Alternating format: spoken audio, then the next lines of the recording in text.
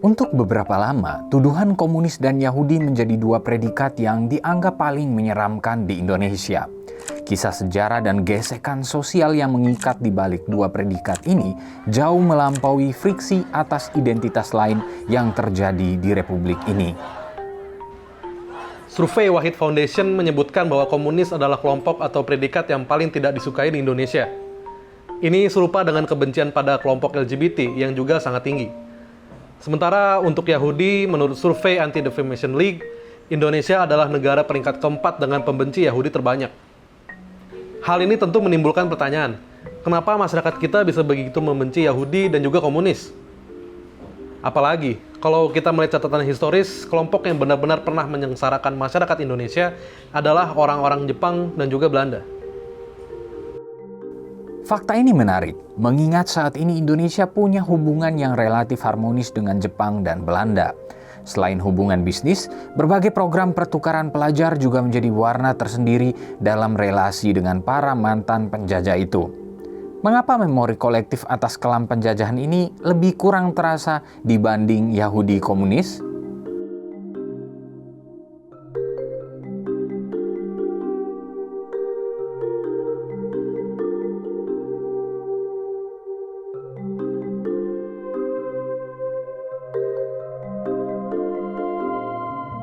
Menurut beberapa catatan sejarah, masuknya komunis ke Indonesia diduga bermula pada tahun 1913, tepatnya lewat seorang anggota partai komunis di Belanda bernama Henk Sniflit.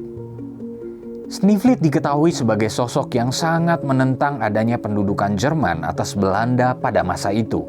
Pandangannya itu kemudian diadopsi oleh Indis Sosial Demokratis Vereniging, cikal bakal PKI, untuk menjadi salah satu benih perjuangan pergerakan nasional Indonesia.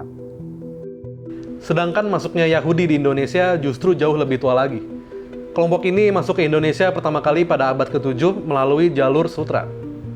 Jacob Sevier, yang merupakan penulis Yahudi pada abad ke-19, adalah yang pertama kali membahas kehidupan kelompoknya di Hindia Belanda, dan menyebut orang-orang Yahudi bermukim di Indonesia awalnya berasal dari komunitas pedagang Irak dan juga Yaman. Setidaknya ada 3 alasan mengapa kebencian pada kelompok komunis dan Yahudi begitu kuat ketimbang pada para penjajah. Pertama dan yang paling jelas adalah akibat warisan politik. Seperti yang kita ketahui, di masa Orde Baru, komunis adalah kelompok yang sangat dibenci.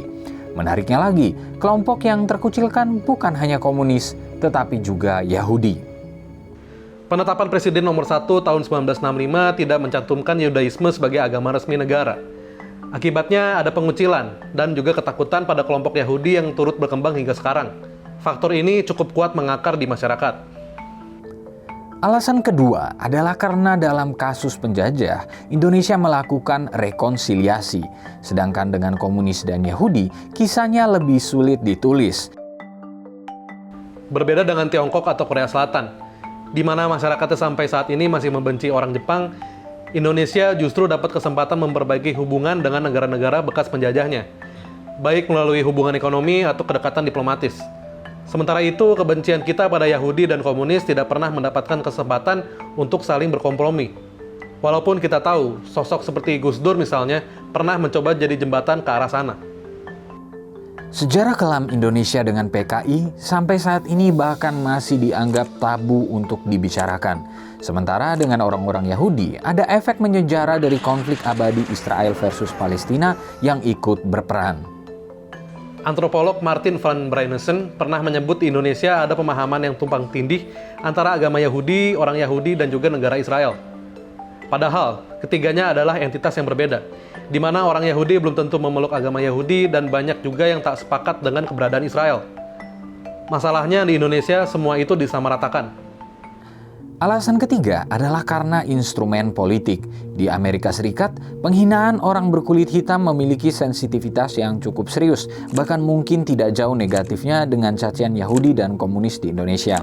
Menariknya, banyak yang mulai melihat fenomena ini untuk dijadikan sebagai bahan bakar populisme politik. Di Indonesia, situasinya mungkin tidak jauh berbeda. Melalui sesuatu yang disebut sebagai rekayasa sosial, bisa saja kebencian kita terhadap komunis dan Yahudi memang sengaja terus dikonstruksi agar dapat menjadi bahan kampanye dan juga menarik untuk atensi publik.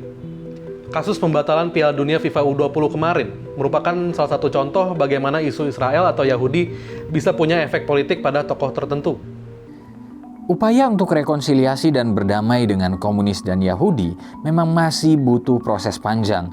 Indonesia kini sedang bergerak ke arah kemajuan dalam pembangunan dengan generasi muda yang besar jumlahnya. Tentu harapannya kebencian masa lalu pada entitas tertentu jangan sampai menjadi penghalang kemajuan.